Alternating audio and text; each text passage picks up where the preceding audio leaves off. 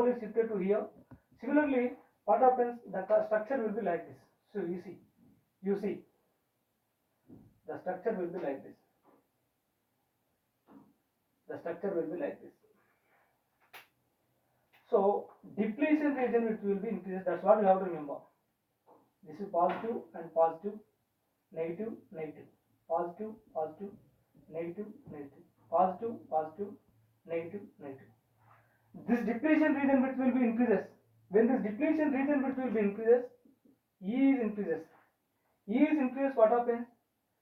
V also increases. V is equals to E into L. That's why V also increases.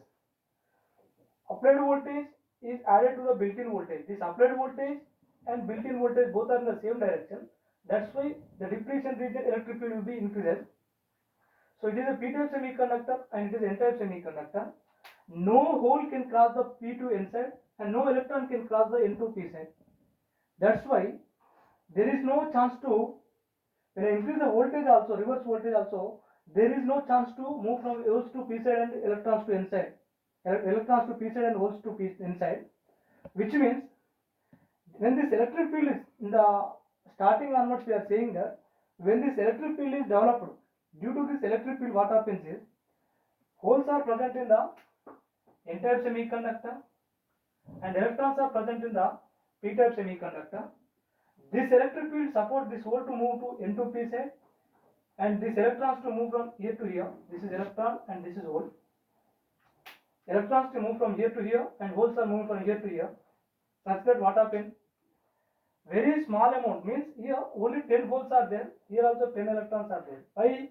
In the p-type semiconductor, minority carriers are holes and the p-type semiconductor, minority carriers are electrons. That's why very small amount of current due to this electric field only, you have to remember. Here I am increasing the voltage, but due to this voltage, there is no current flows through the diode.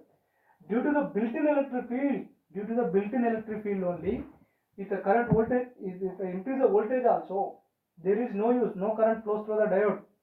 No current flows through the diode. If I increase the voltage also, no current flows through the diode. But due to this electric field only, due to this developed electric field only, very small amount of current flows through the diode. I am drawing the VI characteristics here. This is a voltage VR and this is a current I or I naught, I can write.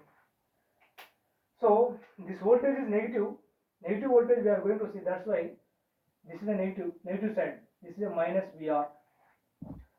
So VR is equal to 0, no effect. VR is equal to 1, VR equal to, if I increase the voltage,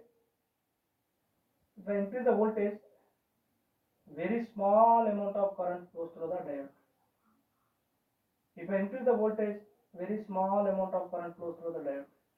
If you see here, this voltage axis is constant. This will be constant. It will be straight line like this. It will be straight line, almost. It will be straight line only. So here the important points are this reverse saturation. This is said to be I01 and I02.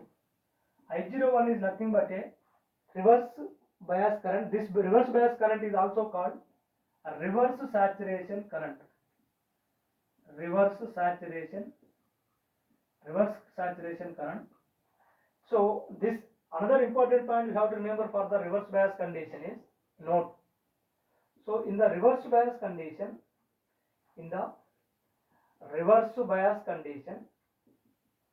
reverse bias condition,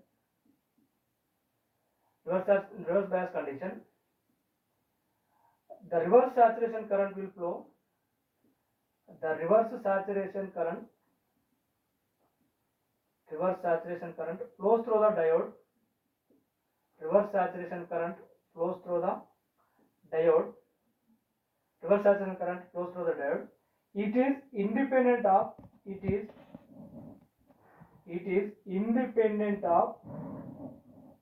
applied reverse voltage. But it depends on the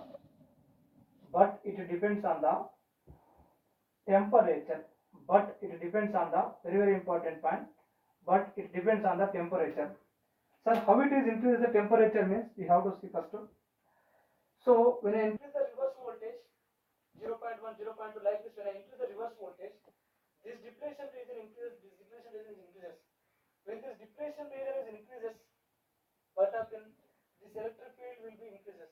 When this electric field is increases, when we apply external temperature, for example, if the room temperature means 26 degrees centigrade or 25 degrees centigrade, what happens? Due to this external temperature, these whatever the immobile ions present in the depletion region, they may break the covalent bonds. In the breakdown we will see later, but for the sake you have to understand here. Due to the external temperature, whatever the immobile ions present in this may break the covalent bond. When they break the covalent bond, what happens? Electrons and holes are generated. Due to this electrons and holes, again this electric field supports holes to move from here to here and electrons to move from here to here. That's why current will be increases.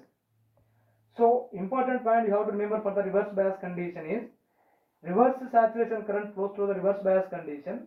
When the reverse saturation current flows through the reverse bias condition, it is independent of reverse voltage. Very, very important point. If I increase the voltage also, there is no use. It is independent of the reverse voltage, but it depends on the temperature. For every 10 degree rise in temperature, for example, at T is equals to 30 degrees centigrade, if I am assuming a reverse saturation current value will be 2 microamps. If I increase the T is equals to 40 degrees centigrade, this I0 becomes a 4 microamps, which means if I increase the temperature 10 degrees centigrade, this reverse saturation current will be doubled. Next, when I increase the temperature from 40 degrees centigrade to 50 degrees centigrade, this value will be doubled, means 8 microamps it will go. Like this. So these are the reverse saturation current characteristics, reverse bias characteristics, and this is important for the reverse bias condition. And another application point of view you have to remember is, in the reverse bias condition, the diode will act as an open circuit. Ideally the diode acts as an open circuit, but practically it will show some resistance. That's what you have to remember. Okay. So this is about the forward biasing as well as reverse biasing. In the next class we will see how the diode acts as a rectifier and what are the diode resistances. How the diode acts as a resistor also we will see.